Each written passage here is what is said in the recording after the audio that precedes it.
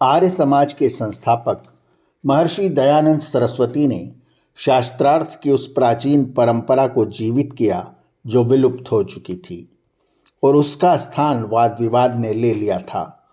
जबकि शास्त्रार्थ सकारात्मक होता था और विषय निर्धारण करके किया जाता था। यदि कोई पक्ष उस विषय पर उचित प्रमाण या उत्तर नहीं दे पाता तो सामने वाले का मत या पक्ष सहर्ष स्वीकार करता था।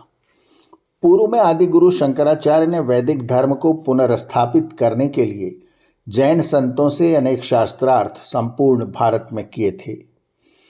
महर्षि दयानंद जहां भी जाते वहां के विद्वानों से शास्त्रार्थ का आग्रह करते।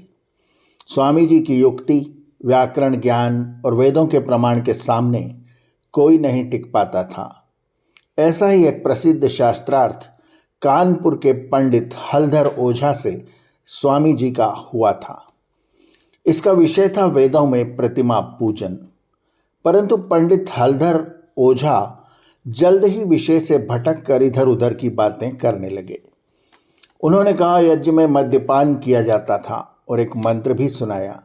स्वामी जी ने उसका सही अर्थ करते हुए कहा, यहाँ सुरा का अर्थ मद्य नहीं सोमलता से है। मद्यपान का निषेध लगभग सभी प्रामाणिक शास्त्रों में किया गया है। पंडित हलधर ओझा ने पूछा, आप सन्यासी के लक्षण बताएं। स्वामी जी ने कहा कि जो केश मूछ नख दाढ़ी दूर करे, पात्र दंड और कुसुम के वस्त्र धारण करे और किसी प्राणी को पीड़ा न देते हुए सदा नियम में रहकर विचरण करे, वो सन्यासी है। फिर स्वामी जी ने पंडित हलधर ओझा से कहा, आप ब्राह्मण के लक्षण बताइए। पंडित हलधर ओझा गड़बड़ा गए क्योंकि उन्हें संस्कृत पर पर्याप्त अधिकार न था। फिर व्याकरण और अष्टाध्यायी पर प्रश्नोत्तर हुए। व्याकरण में स्वामी जी को परास्त करना असंभव था क्योंकि वे उस दंडी गुरु विरजानंद से व्याकरण पढ़े थे जिन्हें व्याकरण का सूर्य कहा जाता था। फिर स्वामी जी ने पतंजलि महाभाष्य से प्रमाण दिया क्योंकि पंडित हलधर ओझा ने पूछा था कि असमर्थ कौन है। स्वामी जी ने कहा जो अपेक्षा रखता है वो असमर्थ है। पंडित हलधर ओझा अभिमानी व्यक्ति थे। बोले हमारा वचन महाभाष्यकार से कम नहीं। फिर वे संज्ञा पर पूछे गए स्वामी जी के प्रश्न का उत्तर न दे सके।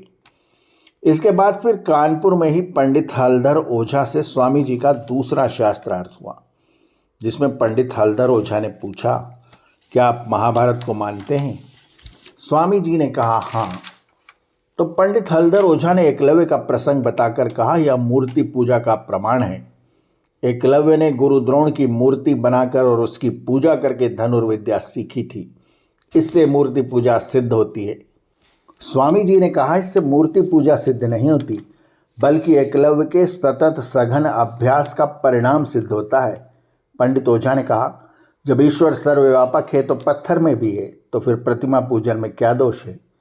स्वामी जी ने कहा कि ईश्वर सर्वव्यापक है तो पत्थर में ही क्या विशेषता है? चेतन को छोड़कर जड़ की पूजा में कोई भलाई नहीं। पंडित ओझा ने फिर कहा कि वेदों में यदि प्रतिमा पूजन की आज्ञा नहीं है तो निषेध भी कहाँ है? स्वामी जी ने उत्तर दिया, जब वेदों में मूर्ति पूजा की विधि नहीं है तो इसे निषेध ही समझा जाएगा।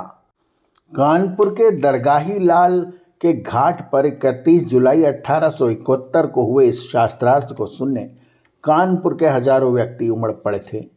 लोगों ने छतों और पेड़ों पर चढ़कर भी इस शास्त्रार्थ को देखा। इस शास्त्रार्थ का कानपुर की जनता पर गहरा असर हुआ, इतना कि लोग मूर्ति पूजा से विमुख होकर अपनी मूर्तियां गंगा में प्रवाहित करने लगे। यहाँ तक कि इससे चिंतित होकर वहाँ के पुजारियों ने समाचार पत्रों में छपवाया कि लोग मूर्तियों को गंगा में न बहाकर अमुक मंदिर में दे देवें। ऐसे थे ऋषि दयानंद, जिन्होंने शास्त्रार्थ की परंपरा को न सिर्फ पुनर्जीवित किया बल्कि जीवन में किसी भी शास्त्रार्थ में पराजित नहीं हुए। आर्यावर्त की कहानियाँ चैनल को सब्सक्राइब करें और बेल आइकन के बटन को दबाएं ताकि जब हम कोई नई कहानी आपको सुनाएं तो उसकी सूचना आपको तुरंत मिल जाए। धन्यवाद। नमस्ते।